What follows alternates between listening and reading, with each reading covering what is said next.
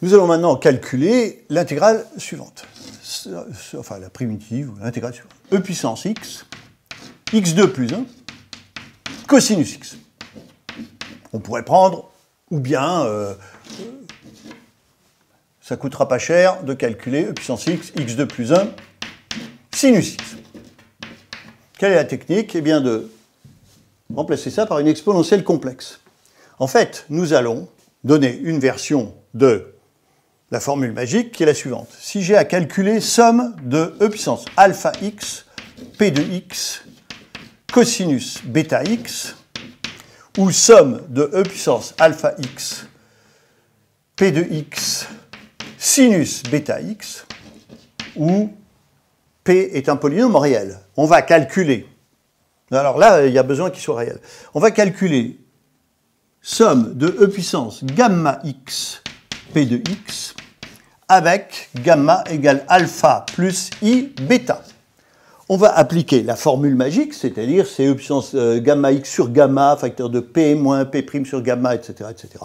Puis ensuite, on prendra la partie réelle pour obtenir cette intégrale, la partie imaginaire pour obtenir cette intégrale. C'est long, mais c'est faisable. Montrons-le sur cet exemple. Je vais calculer somme de E puissance x 1 plus i, puisque là, c'est cosinus x plus i sinus x, ça fait E puissance x. E puissance x 1 plus i, facteur de x2 plus 1. La technique marche toujours. Cela fait E puissance x 1 plus i sur 1 plus i. On en avait déjà fait un qui ressemblait à ça tout à l'heure.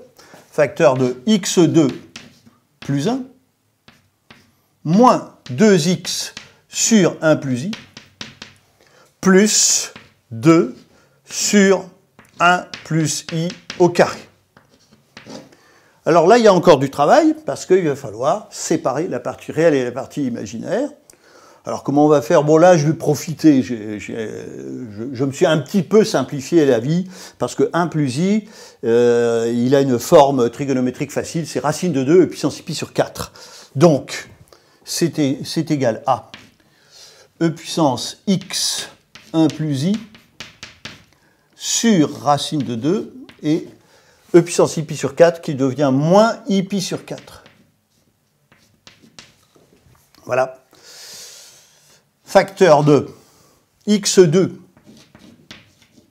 moins 2x sur racine de 2, donc racine de 2 x, E puissance moins i pi sur 4,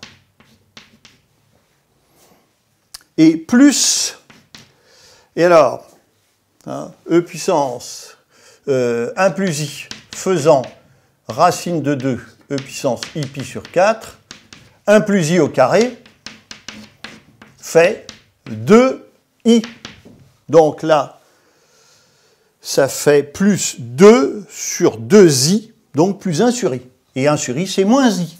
Moins i. Voilà. Et ensuite, eh bien, il faudra séparer la partie réelle et la partie imaginaire. Je vais le faire le début, puis je vous laisserai la fin. Donc, cela fait E puissance.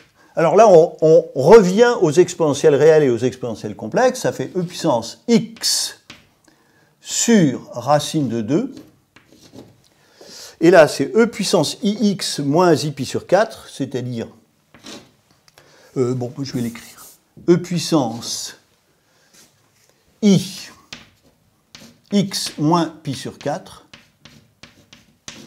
facteur de ceci, c'est-à-dire E puissance x sur racine de 2, facteur de cosinus de x moins pi sur 4, plus i sinus de x moins pi sur 4. Facteur de x2 moins 2.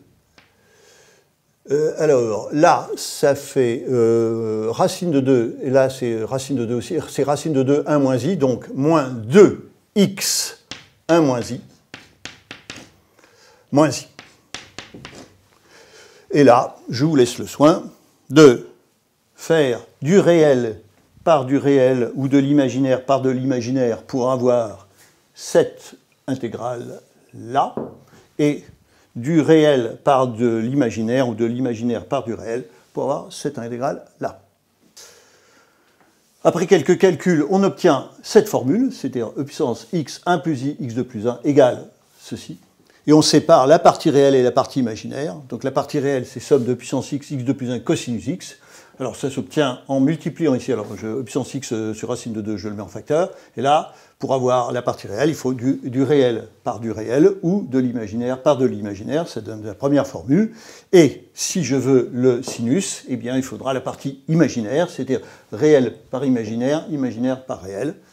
C'est-à-dire qu'on obtient cette deuxième formule.